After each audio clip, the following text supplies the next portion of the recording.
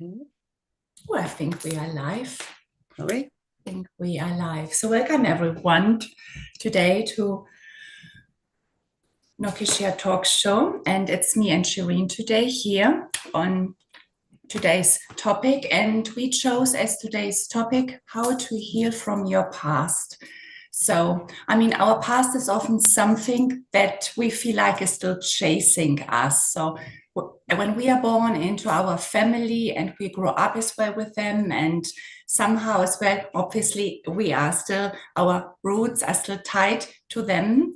But then as well, we learn how to see the view and the world from their perspective. And we can't really challenge this until we are more or less in, yeah, just like the teenage years or so on. Yeah. And then we have as well some experiences from the past, which are still coming up as well. Like still, Mm. we thought we would have resolved it, but the things are still coming up, and somehow as well they have left a mark in our lives too. So basically, as well, those past, how to say, experiences created as well a belief system inside of us and created as well the worldview on how we see the world, on what we think it's true about the world and life as well, due to what we have experienced in the past. However, um, it's time as well to come up and to question as well everything that we have done or be or thought or believed from the past. And this is why we are coming on here today. And are you still as well someone who still feels as well like the past is still like just like haunting them, still coming up as well in their lives? So then I hope as well you are finally ready as well to let go of this. So yeah, so welcome Shireen as well. How are you today? I'm fine. Hello. It's great to be here with you. It's unusual because I don't normally come on a Friday, and it's really lovely that I actually get to see you because we don't, do we? No, it's Um, yeah. yeah, I loved what you said, and you were talking really about how we come into the world and how we experience the world, and sometimes, unfortunately, we're kind of left with memories that are not optional, not optimal, that we really would have sometimes not preferred not to have had. And I think often what happens is when we have situations like that, we live a lot in regret, or we live in a lot in, yeah, often it's mainly regret or guilt or something that goes on that holds us, ties us to that past event, some sort of trigger, something that goes on. Because most traumas or most difficult times, they have to have some trigger to get to. So we're holding this energy, we're holding the memory in a particular way that means that when we experience them or re-experience them, we feel the trauma. We feel the trauma. So one of the things that that the moment we kind of thought of this topic, and I thought, and you sort of said something, I thought, yeah, memories are really the key, isn't it? When we have these kind of traumas, whether it's a procedural memory, which is a body somatic memory, or whether it's a memory that we have with our cognitive memory, right? And one of the things which is, I suppose, the most important, we are defined by our memories. So that was something that really got me. How do we know who we are? We only really know who we are because of our memories, right? And as you were saying, the idea that, we can be when we come into the world, we have to fit in the world, and we have to, and as we experience it, we'll make we'll make decisions on those kinds of experiences. But they are all experiences that we have to remember at some level. And that was really the thing that kept coming up for me while I was thinking about this. So how do we change the memory Mhm. when we are, in order to heal? How do we fix that memory in a way? And can they be properly changed? And what does it take to have that memory shift? So that's kind of where my thoughts were going. And Or and I sort of was thinking, is that something that you were kind of thinking when you were thinking about the topic, or what was in your mind around that? Okay. Yes. Well, it was more as well in regards to the experiences. Yeah, obviously. How we can just like get over them, understand them, be good with them, release them, Mm, forgive them as well, so that we can actually as well move yeah. on. Yeah. So just move on from them so that they don't just like creep up over and over as well in our life. So, yes, it is as well about the memories, how to change them, and regret as well. You said this earlier, because, yeah, I mean, we tend as well sometimes to have regret for certain situations from our past, something we have not done or we have done, and then we take this regret with us. But I would like as well to understand that regret, resentment, and revenge as well. It's like the three R's, to understand that these are not serving us at all whilst we are holding on to them. And we believe that when we hold on to them, that they still remind us on the person, on the situation back then, what has happened. So we build this connection to the past and have, in your case as well, you mentioned the regret, but always when we regret something, it's just like something, we are not free from the past as well. So we live basically still with this part of memory in the past. And this obviously as well is not serving us at all. So therefore, it is important to understand that regrets just no longer serve us as at all, and just like to let go, because the thing is as well, the past is the past, and we that moment is gone.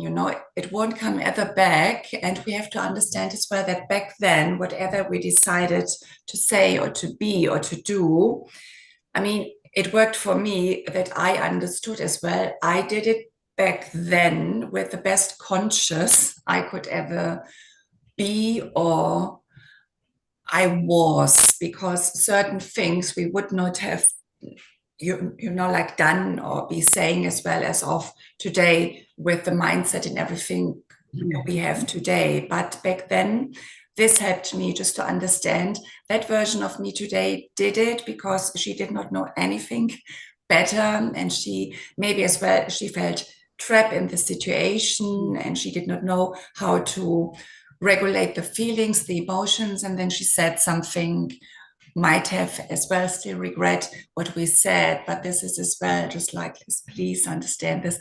What's one way for you to help you with to let go of regret, Shireen?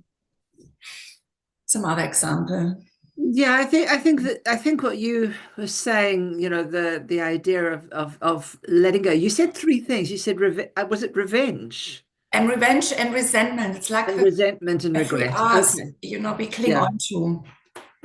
Yeah, because all of those are very powerful energy, Yeah. isn't it? A very powerful emotion.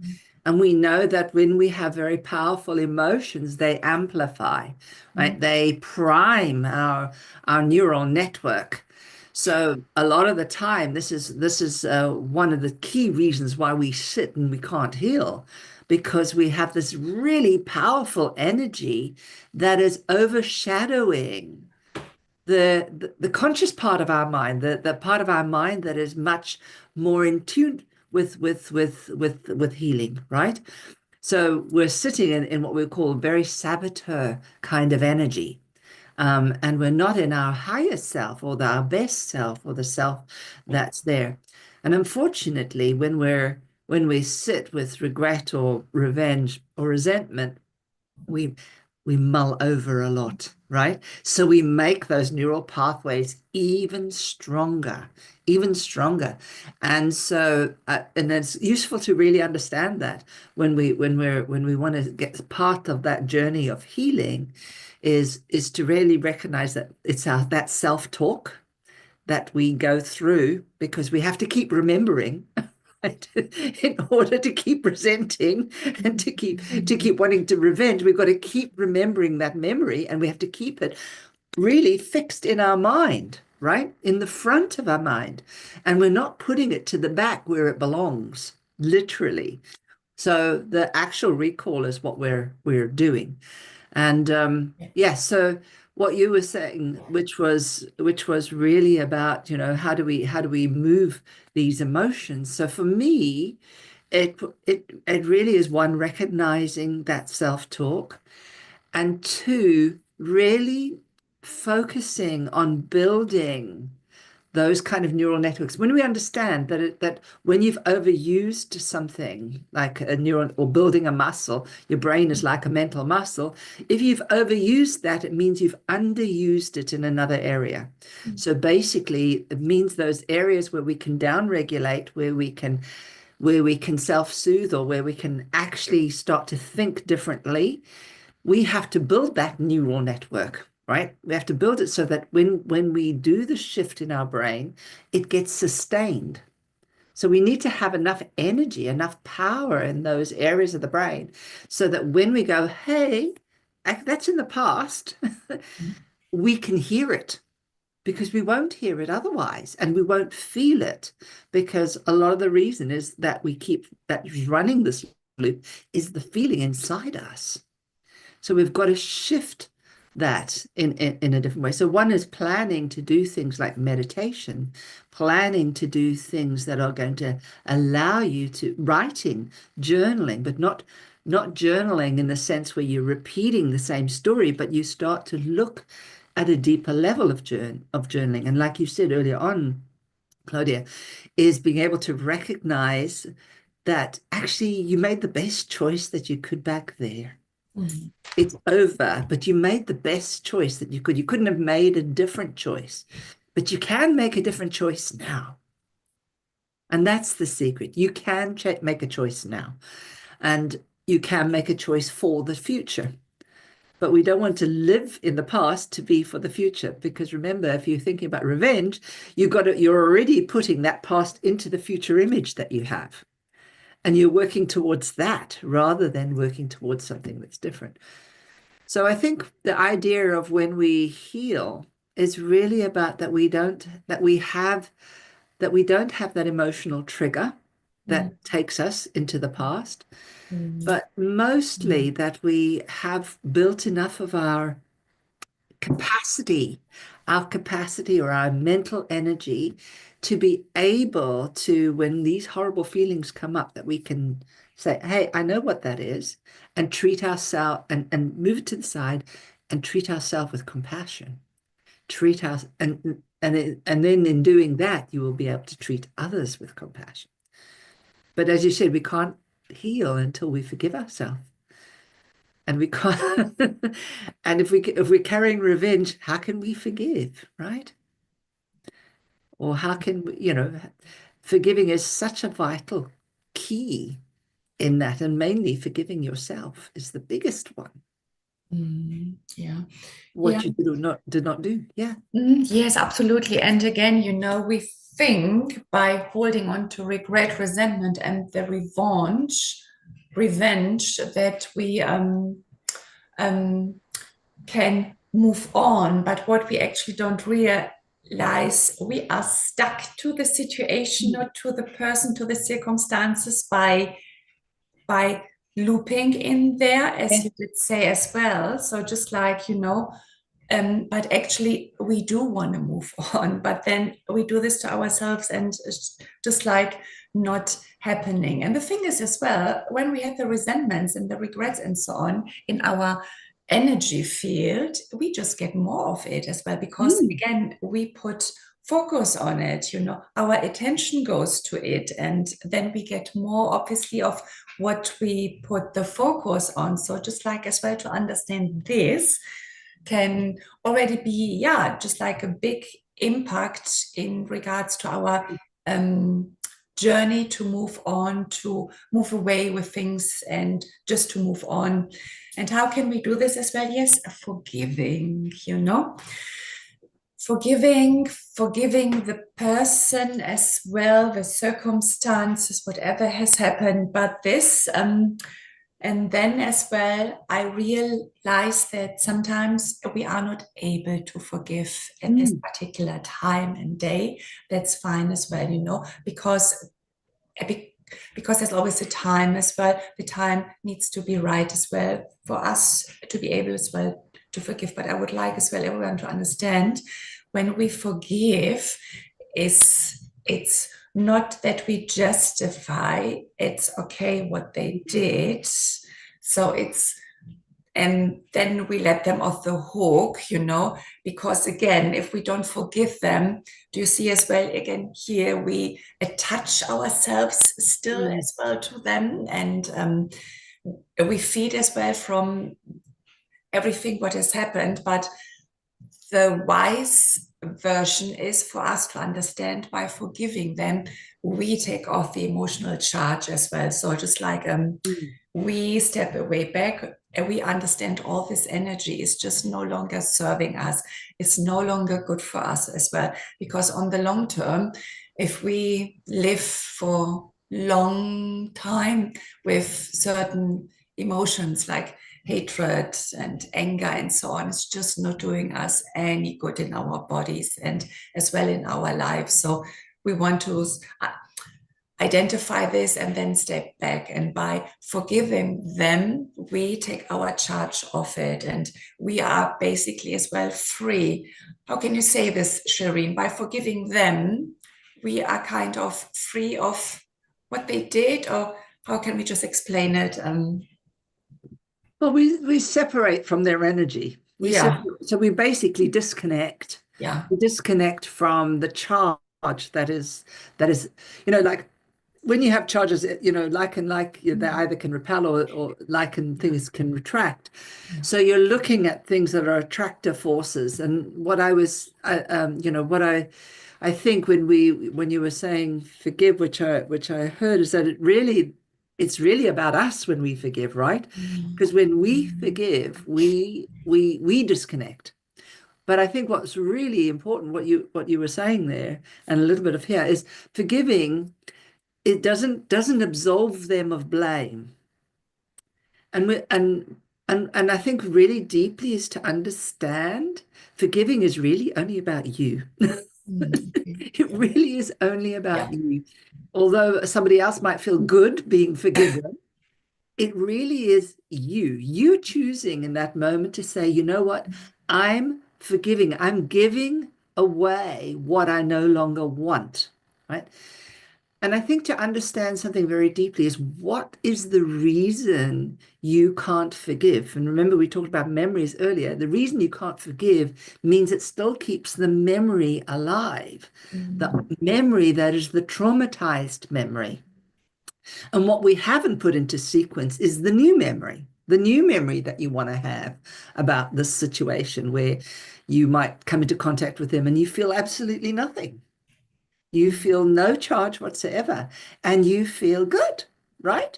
That's what you're really hoping is going to happen when you come back into that situation.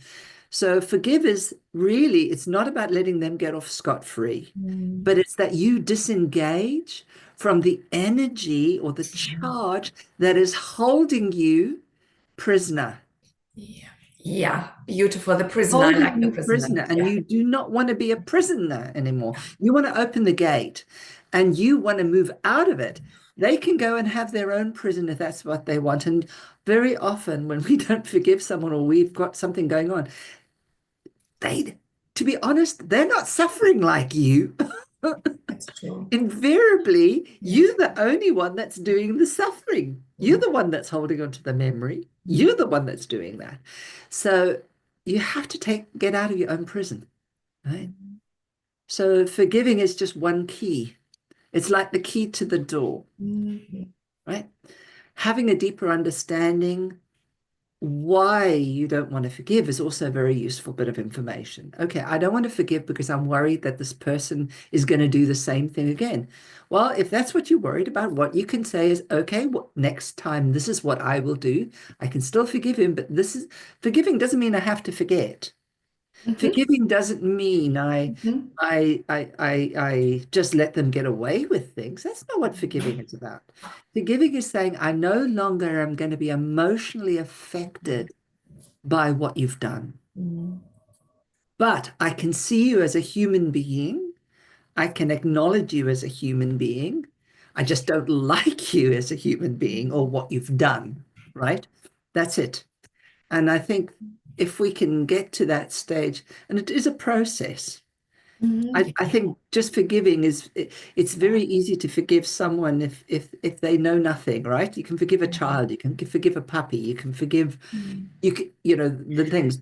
What we Mhm. often don't find is we find it hard to forgive the intention. Mhm. Mhm. And we have to also pay attention to that intention. We Mhm. want to be sure that, you know, if we're holding something, we don't always know the full truth. And part of that is really the moment we start to question, well, why are we still holding on? Try and get the whole truth, not just the truth from your side. Try and get the whole truth. Because when we get the whole truth, we can put more weight in the places where it needs to be, but also that helps us be a little more compassionate. Mhm. Yeah, and you mentioned already some attributes here, like a compassion and self-responsible and so on. I mean, the thing is as well that we are here as well to learn our lessons, by Mm, engaging as well with certain people and going through situations as well, which sometimes are not that pleasant. Sometimes they are positive, but then as well just not. So that's that's one thing that had to me as well in regards to understanding, the past and some not so good experiences. What were the lessons here? mm, So the moment I understood as well, okay, we come together and we attract the people and we play and we play out different scripts to each other. It's a bit like a movie, yeah. So and they always teach us lessons, but so do we as well to them. So by understanding what was the lesson as well here in this particular situation with this person, what did I learn?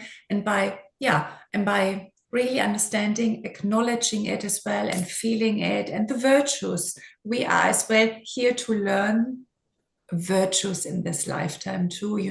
So the virtues and the lessons as well.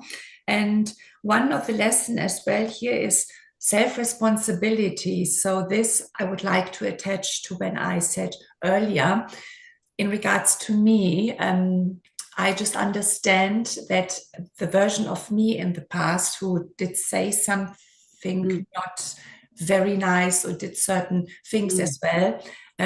This is as well for me to take self responsibility. And mm, this you will see is coming up all over in your life as well. And just like to understand as well self responsibility to take this on board as well so that you can as well like move on and take your part as well of the situation in the past. And then there's so many other lessons as well we learn by going through this, and usually as well not in the very moment, but how often have you as well later on in the future, and then we have looked back to something what has happened to us, and then we actually understood mm, what it was, what we learned from this, and how we have come to where we are today because of going through these experiences as well.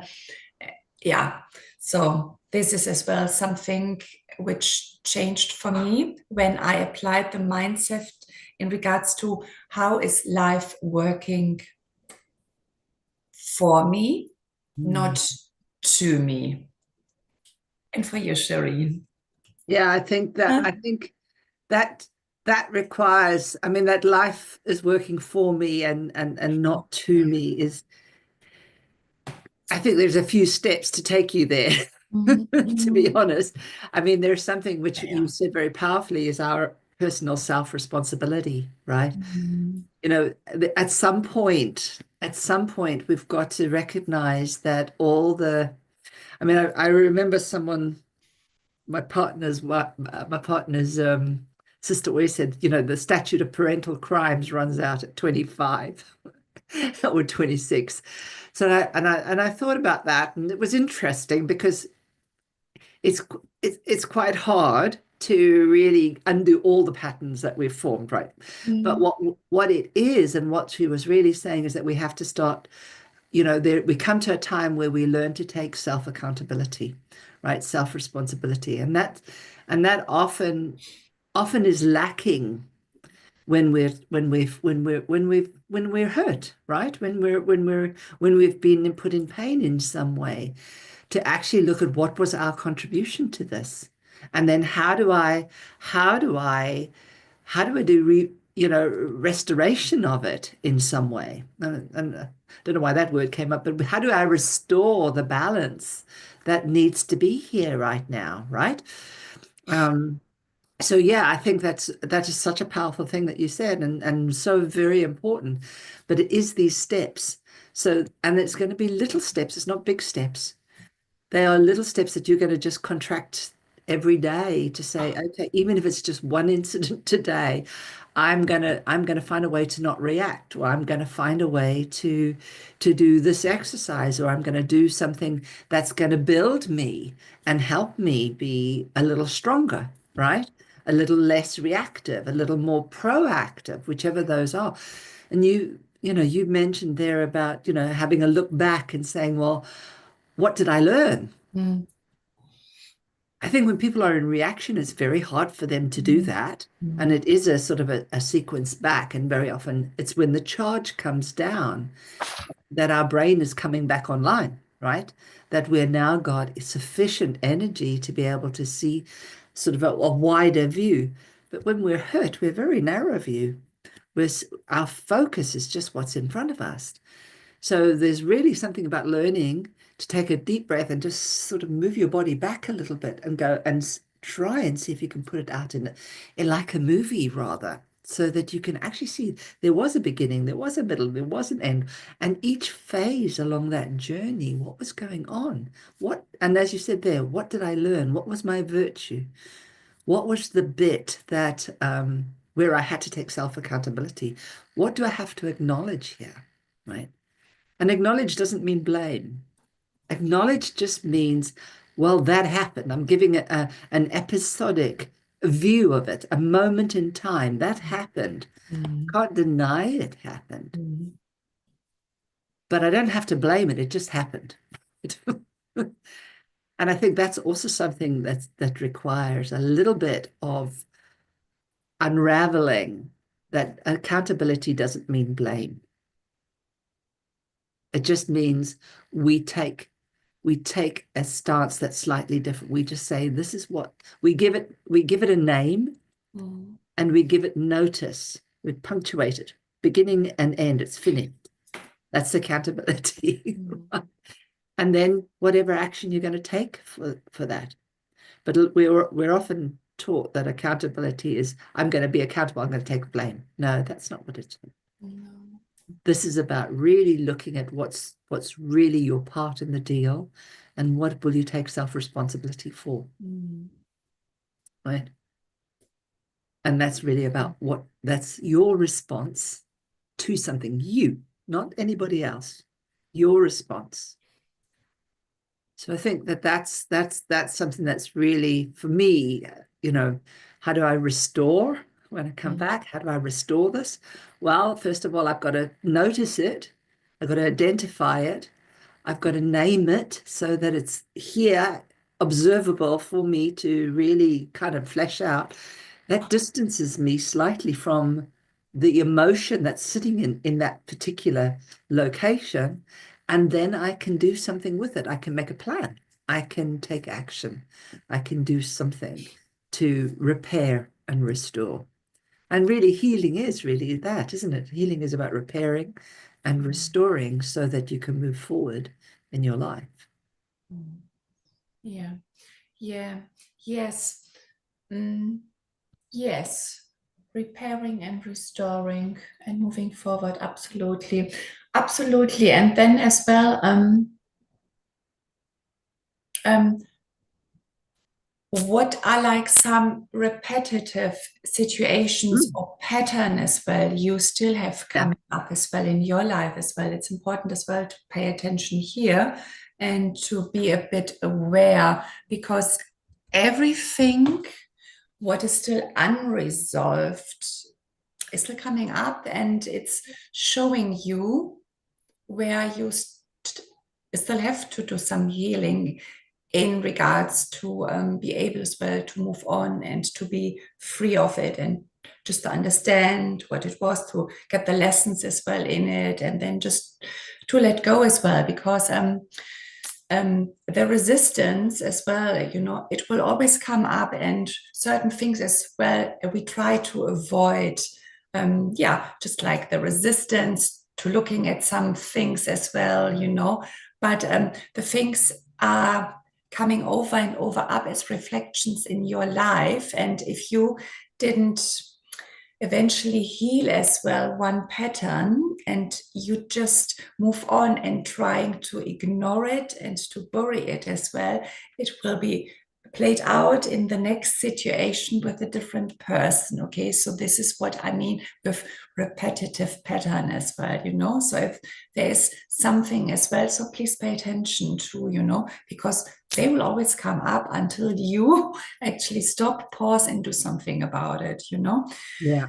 Do something about it, do something around it as well.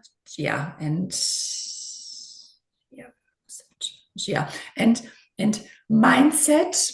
I think you yeah, and working on our mindset is as well a very good step as well to do this, because then as well we will understand as well how to be with the things, the situations from the past, or they still show up as well in our lives, and as well to understand there will always be challenges in our lives. It's part of life. Okay, and it's nothing we say, okay, we heal and then that's it, and from now on it will all only be love, light, and unicorn. It doesn't go Yeah. like this. I don't think so. I mean, I don't like to use the word problem. I use challenges, but accept there will always be. But this is again for us to learn. Okay, again here, mindset shift, you know. Yeah, how can you adapt the mindset so that you can actually yeah, just like be with them as well when they come up, and to understand we will always have the challenges as well in life. Yeah, I love that. I think you're absolutely right. I always watch movies, and you always watch movies, and they always end when, you know, something happens, but they never tell you about what's going on after, right? Which is called life. So there will always be one episode of energy of whatever's happened, but it will always be culminated, because the only thing that we've got that's a guarantee is change. Mm. Nothing stays the same. We are constantly evolving and changing, and, you know, things are expanding and they're contracting in various ways. So even though we've kind of finished one point, there's still the next one to go, right? So you're absolutely right, and I really appreciate that you said that, because it's important that people recognize we're never at an end.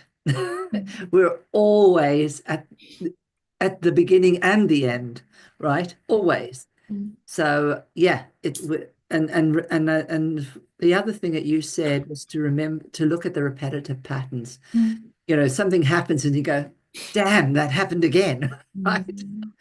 But it's really about noticing when you go, the damn, it happened again, that you go, ah, this is a pattern. This is what I'm doing. I'm doing this same old thing. Mm. Okay, next time, prime your brain. Next time, this is the accountability when we give ourselves a command. Next time, I'm going to remember this. I'm going to remember this so that next time I don't do this. Next time I'll do this instead, right?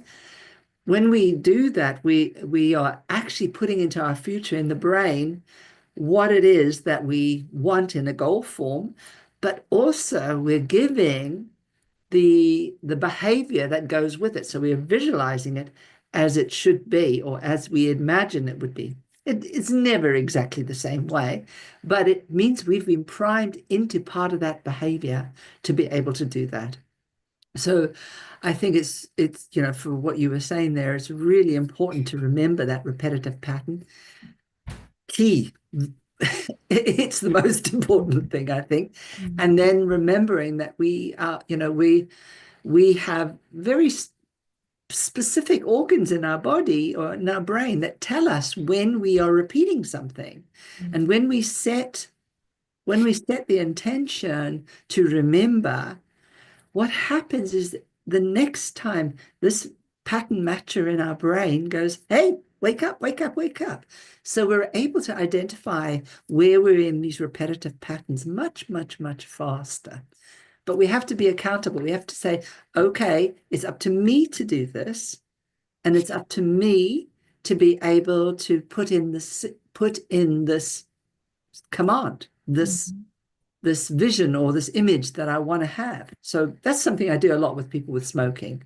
When I have people come for smoking, or I have some sort of behavioral change that they come in, as I actually say, well, what do you want instead, right? What do you want instead? And then we look, we come back and we kind of look, well, if you were sitting over there, you would have this movement, this movement, this movement, this movement, until you get here. Or what happened just before? What happened just before? What happened just before? All of these are little incremental steps that train our body or train our neurology to remember and help us remember when we've set an intention. And when we've set an intention for healing, then we can drive that, right? We can drive that in such a way.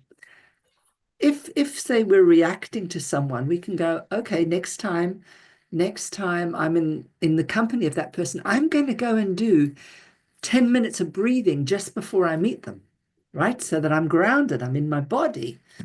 We can do these little things that can actually prepare us for events that might trigger us, particularly if someone's revenge or something like that. We can do things in preparation to build our capacity or our resources so that we don't get thrown off kilter.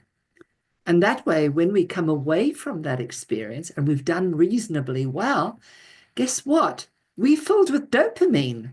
Dopamine that gets released and says, hey, I want to do that again, right? I want to do that again because, hey, it worked. And then we think, oh, I'm so proud of myself, right? And then we feel good. But if we don't prepare ourselves and we go into an event or we have an experience, what often happens is we go back into the loop if we're unable to exit it. And we're unable to give ourselves that boost of, hey, that's great. So this is part of the loop that keeps us in that same kind of situation. But the moment we stop and we do something else, the brain and our body, all the neurochemicals in our body changes. And then we take the next step. That's all. And our life and healing is all about the next step. It's always about the next step. Yeah, it is the next step. I know. And one thing to be here in the now and to build the awareness as well. I don't think we mentioned yet. It's just meditating.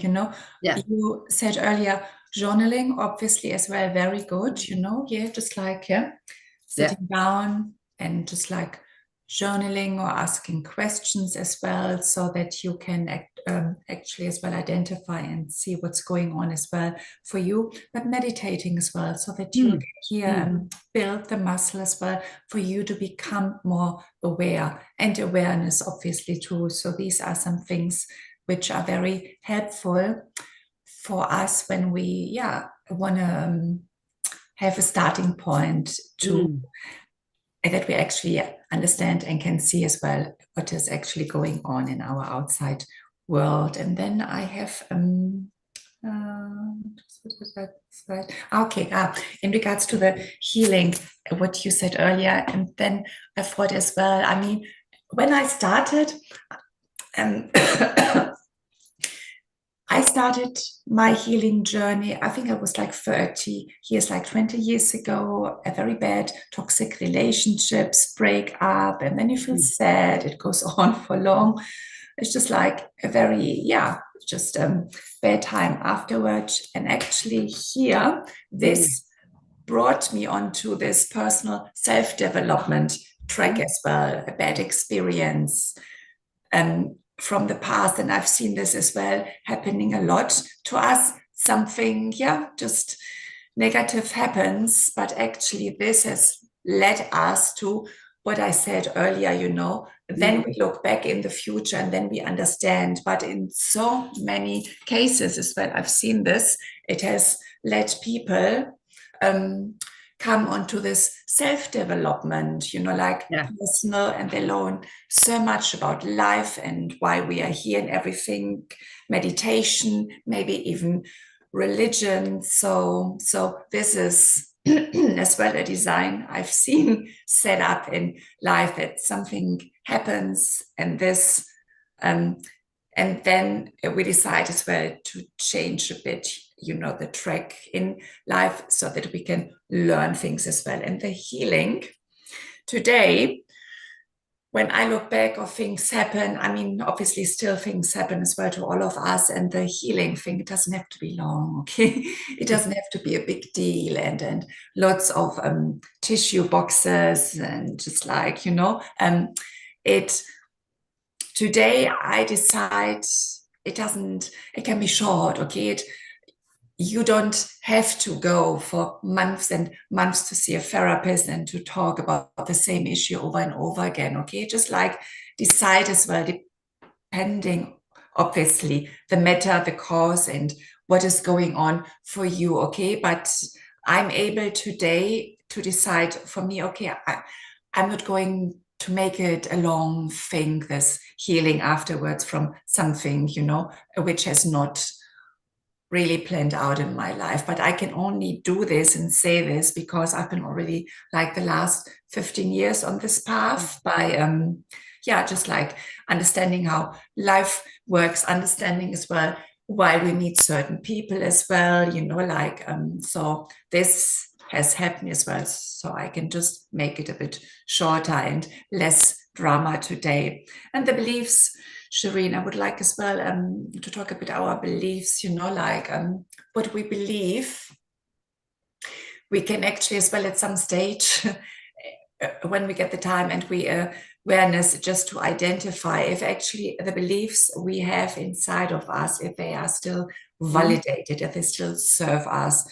Because obviously we grow up and we take on everything from, from when we are young, but then what happens as well, we grow up and many of the things of the worldview, of the beliefs and everything, the programs we have been taught, school, parents, caregivers, family, friends, many of them don't actually serve us as well any longer. They might have been beneficial back then, but today, just like you are like 30 years in your life and you're ready to, to find your soulmate, the dream relationship, to get married, to start a family. But if you still have some beliefs from what you might have picked up in the past in the family home, as in regards to love hurts, I get hurt when I open up and so on. All these beliefs today obviously don't serve you any longer. So this is as well important.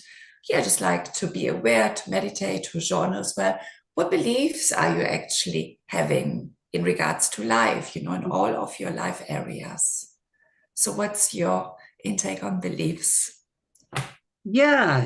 I mean, while you were talking, I was thinking, and absolutely beliefs need to shift and change because we all carry them.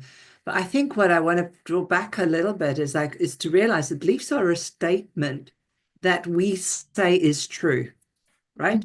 So, and we live in that belief as being true. So that means that we will always look to be confirming of that belief. until we realize that actually they don't actually fit the confirmation anymore. Now, that takes a little bit of time sometimes, but what's really important is we live our lives because these beliefs are so unconscious. And they are the pathway. They're the like the rail, like the rails. Or we have the train, which is us moving along, but these are the rails at which we're moving on, and they don't deviate very much, right? The train goes along the rails, and this is kind of like what the beliefs are. These are the beliefs that we run, and only when we can put a stop on it and shift the train to another rail do we then have a new belief, a new situation. So yes, there's something really important about recognizing that beliefs are not true. Doesn't matter which belief we have, they are self-confirming, validated statements. We need them because they help us have feelings of safety where we know where we're going. But in actual fact, they are something that we have inherited or we have created because of something we've seen and we said, that's true.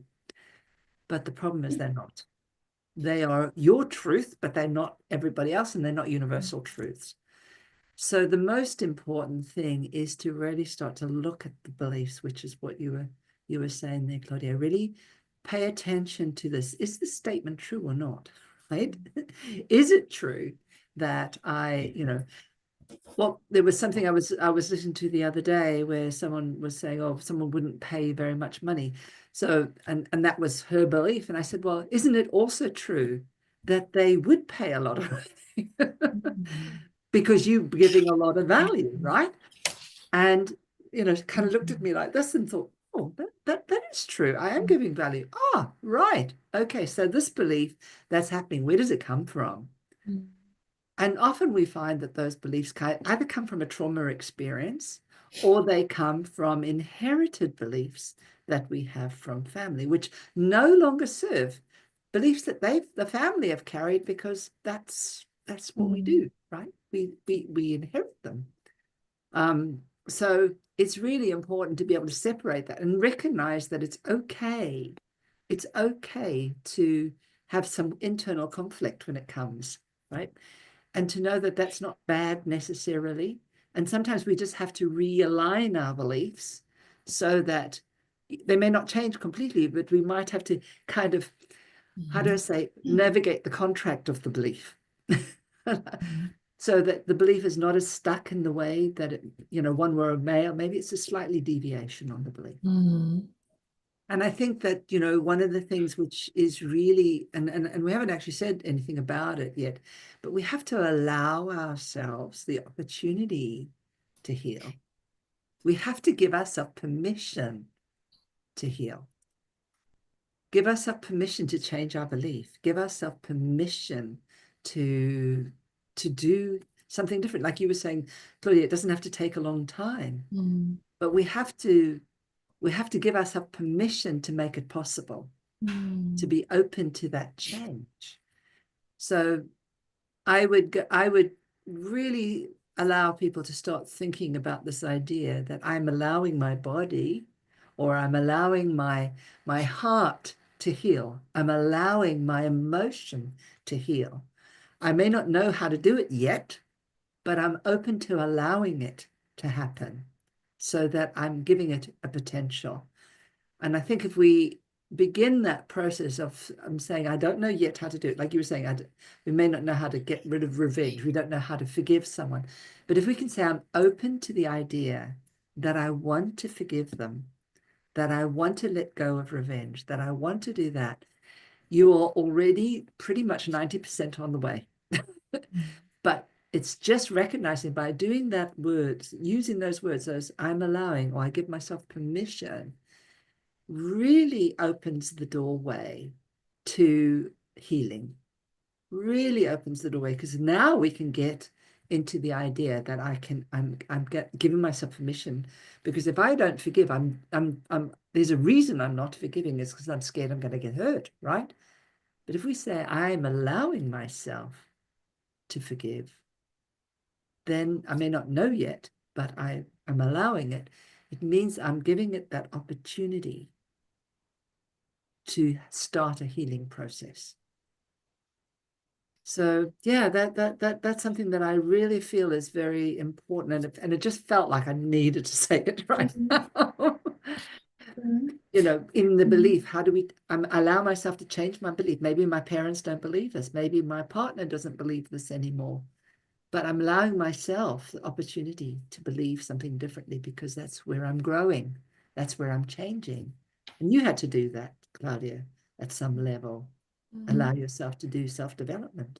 Yeah, and the things as well, we release by healing as well. And that's Yeah. important, because all the stuff which we have, which we did take on is just no longer serving us. And it is coming up in your life with emotions or feelings, and the memories as well. It is showing you that it wants to be looked at, dealt with, and to be healed as well, because then you can move on as well. Because as well, when we have all this clutter, it's just too much clutter in your life from the past, or the memories, and then the associations with the feelings, the emotions. Is just too much. So you do want to do a bit like a spring clean as well, in your mind, like the mind again is connected to the body, where the emotions are stored as well, just like to do a spring clean, and to release and to let go, because then as well we have more capacity, more positive thoughts and energy as well to go forward and to go for the things we actually do want in our life and future. I mean, how can we go for the things we want if we're occupied by all this, all this old thing and stuff and clutter and so on? It's just, it doesn't go. So please, the things are there coming up for you, shown you to please just just release. And how can we release the things? I mean, there are books as well. I still up to today as well, I like to read always a good book where I feel like attracted to. I listen as well when I go for a walk with my dog to motivational YouTube videos. But then as well, we have as well here in our beautiful group, we have coaches and therapists as well. So we have all our own zone of genius, every coach and therapist in this group. So just like, please, just have a look on the website as well and see, where you get called as well. Yeah. Yeah. One of the things I like doing, and I don't know whether part of healing, and we talked about healing as being part of energy, is some good things to do are little things like, as we were talking about meditation. So preparing the landscape for healing, I think, is really important. Which you mentioned with a bit of meditation, and part of the landscape is reading a good book, helping yourself declutter your mind in a way. So put the things you want to have in there where you want to upgrade and up level. I think that's really important. So you think my body needs to change, it needs to heal, or it needs this. So what do? I want to put things in because I'm going to be releasing stuff out. So I want to fill that space with the stuff that I really, really want to help. I often get people to do a little bit of tapping, which is a kind of emotional freedom technique. But even if they're just tapping here and starting to say, because part of releasing is kind of doing a cadence, trying to get the body to go into a rhythm so it can actually do releasing. So in a way, like a wave. And by actually tapping a little bit and saying, I'm beginning to release the anger that's in with me, and I'm becoming a happier person, and I'm allowing myself to enjoy things in life. You can carry on doing that with all sorts of things, but you can start saying each one, just use something and let your mind start to bring this in. After a while, you'll find that you'll start to get a rhythm, and you'll start to find that you feel so much better, but you'll feel calmer. And it's useful to use little tools like, sitting, listening to music, deep breathing. There are a lot of things that you can do in order to begin that healing process. So the landscape, the body, we need to make sure we prepare it for healing. And the more we prepare it, the quicker healing happens when it happens next time, right? Because now our body won't hold that old negative energy anymore. We won't go into those old patterns because right now we're in a different place. The landscape is different. So if anything, that's what I would suggest, is just kind of take a moment in your body and go, how am I feeling now? And out of a 10 really rubbish and 0, I'm okay, or happy right at 10 and 0 not happy at all. And just kind of start thinking about that and do this kind of thing every day and say, well, there's the landscape. That's where I am now. What are the things I can do just in helping improve my state so that I feel a little bit better? And that way your mind will start to feel better in the reciprocal of that. So if you can do that, and see that this is really about building something and making sure that you create that for you to heal, then healing happens in and of itself. And often it'll have happened well before you've even realized it. Because most of the healing happens in our unconscious, right? That's true. That's true. No, beautiful. I mean, and we all have dreams as well. We all want to be happy and to receive everything what we are looking for, and once we see this and decide this as well, and then as well, we might be able as well to see that then is the time to release everything that is no longer welcome as well from the past, instead of carrying it with us a bit like the ball of chain or the prison as well. You mentioned earlier, the ball of chain as well. It's just like, no longer welcome this ball of chain from the past. Okay, so keep the good memories and release the bad ones. So some other words of encouragement for you? Well, I think everything is here to serve us. Even the memory, whether it's been negative or not, what we want is to reduce the charge of the negative memory so that we can see what we've learned from it, right? And how we've grown from it in that retrospect. So I don't see any memories as bad. I just see that the charge either makes it feel bad, right? It's just looking at it going, okay, I've learned this. I'm here now. This is different. Okay, this is what I've gained from this. As you said, we're here to learn. We're here to learn so that we can expand. So healing is in the expansion of that. Good. Well then, thank you, Shireen, as well, for all your input and the wise words today. Thank you as well, everyone, today for joining us. And if you liked it as well, just please click the like button, subscribe as well to our show, and we are here Monday to Friday at 1 o'clock. So thank you, and we see you next time. Bye.